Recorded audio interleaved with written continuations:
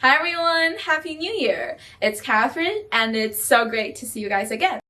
I know I haven't uploaded for a little bit and that's because I've been busy, living my life. I've been traveling a lot, I learned some new skills, I've been skiing, and I got a new kayak. But I do miss you guys and I've been getting so many great comments for my channel, so here I am, I'm back. 2022, the new me, and I'm planning to spend a lot more time with you guys and share a lot more great content in this year. For those of you who are new to my channel, who's watching my video for the first time, I'm Catherine and I'm a management consultant working at one of the MBB firms. In my last consulting video, I talked about personal experience interviews in depth, including how you can showcase 3 of the 4 essential skills recruiters look for: personal impact, entrepreneurial drive, and inclusive leadership. I'm so glad that you guys loved my videos. I got so many great comments, and congratulations for those who got your offers last fall. Today, we're going to talk about the 4th criteria recruiters look for, which is problem-solving skills. And in other words, that means we're going to talk about case interviews. And because there's so much I could share about case interviews, I decided that I'm going to make a different video for each aspect of the case interview that I want to talk about. And today, I want to share a few tips on how you can cultivate a consultant mindset in your daily life to prepare for both the case interviews and for your future consulting career. If you like my videos and you want to see more from me, make sure you let me and YouTube algorithm know by liking and commenting down below. And without further ado, let's get started.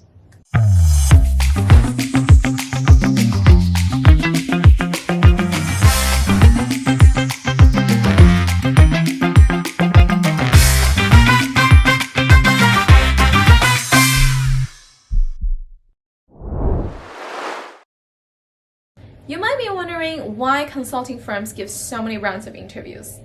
Well, it's because the recruiters want to see their candidates performing consistently well. How I think about that is, if I could train myself to think and talk like a consultant in my daily life, then I'll feel much more confident going into a case interview. Now you're wondering, how do I do that? Well, here are the 3 daily practices that I did, and you should try those out too. I want you to forget about your casebooks for a sec. Look around you. Think about the things you did since the moment you woke up, the decisions you made as a consumer, and the business situations happening around you. Maybe a new convenience store just opened downstairs. Maybe 2 blocks away, CVS just opened a store. Maybe you went grocery shopping and you found new flavors drinks on the rack. These are all examples of how business decisions can manifest in your daily life. And there could be a case behind every single one of them. For example, I used to get all my pet supplies from this PetSmart in my neighborhood, and one day it closed. Why did it close? Was it because of cost? Was it because of revenue? Was it because some other business strategies behind? What kind of analysis would I conduct to decide if I want to close this location? So you see, you can easily turn these situations into mini cases. And the great thing is that they exist everywhere, and you can easily tailor the questions you ask yourself to fit your weaknesses or strengths. Because, you're the one in charge asking the questions. If you want to practice more brainstorming questions, you want to practice more framework questions, just go ahead and do that. I'm not saying that you should not do full cases you got from business schools, from consulting clubs, but I found it incredibly helpful to do these mini cases using my fragmented time, especially because I only had 2 weeks to prepare for the case interviews. So, next time you go to a restaurant, I want you to ask yourself this question. If the owner of the restaurant came to you and asked if he should open a new location in your neighborhood, what would you say? What factors would you look into to make that decision? And let me know your answers in the comment section below because I would love to read them. Now we've talked about the mini case approach, this should sound pretty familiar. So, market sizing. In the actual client engagement, we would launch a market research, conduct surveys, interview experts to gather enough data points and validate our assumptions. But good thing for you is that it's a lot simpler in a case interview. You just need to be able to work comfortably with math and to have good assumptions. I'm not going to go into depth about how you should tackle a market sizing question in this episode, just because there's so much content, I want to do it separately. But I do want to talk about how you could cultivate a consultant mindset through practicing market sizing questions in your daily life. First of all, make sure you have your basic and most commonly needed data points right. And that includes world population, US population, people's average lifespan, you name it. Then you basically take the mini case approach we talked about and apply it here and market sizing the things you see in your life. For example, when I get bored in the shower, I will ask myself what the US shampoo market size is. And will literally talk myself through how I would solve the question.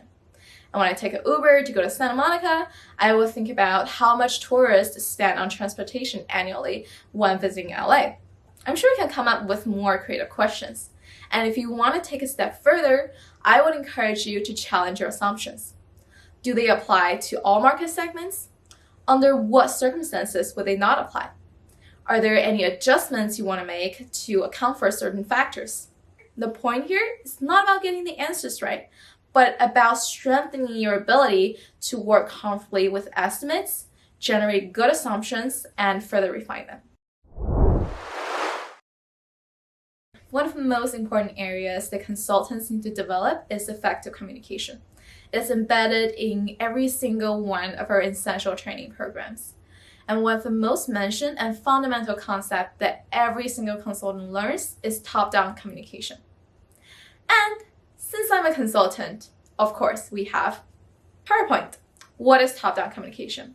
It's basically to structure your message in a pyramid shape with a main governing thought supported by a second level of key thoughts, which are then supported by a third level of facts, ideas, and evidence.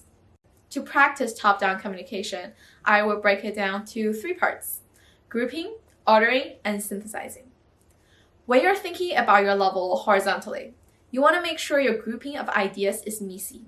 That's mutually exclusive, collectively exhaustive. And these groups need to be ordered in a sensible way. I usually have 2 go-tos if I'm not sure about how to order them. One way is by prioritization, where you basically put the evidence that are most compelling and effective in drawing the conclusion first. And the second way is to use what we call a SDR framework, where you would introduce the situation that gives rise to the problem first, and then you explain the complication that leads to the challenges, and then eventually you would end it with a resolution that resolves the problem. On the other hand, when you are thinking about your structure more vertically, you want to make sure that every level is synthesizing the ideas that are grouped immediately below. I know it's hard. A lot of candidates struggle with this, especially when it comes to the data and chart question. And it's because the thinking process there is inherently more bottom-up. You have a lot of data, you have a lot of information, and your instinct is to just dive right in and talk about every single thing you see. Which is why I always encourage the candidates to take a moment and write down their ideas, think about their synthesis, and to communicate their message in a more top-down way.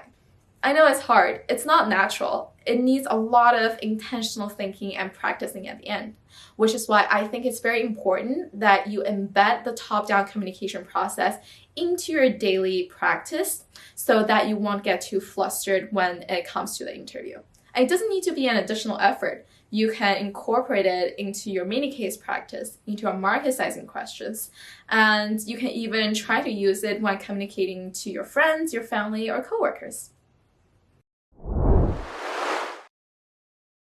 To wrap up, I would encourage you guys to use your fragmented time to practice some mini cases, market sizing, and to incorporate top-down communication to your daily conversations. Thank you so much for watching my video. I hope you enjoyed my sharing, and I'll see you guys next time. Bye!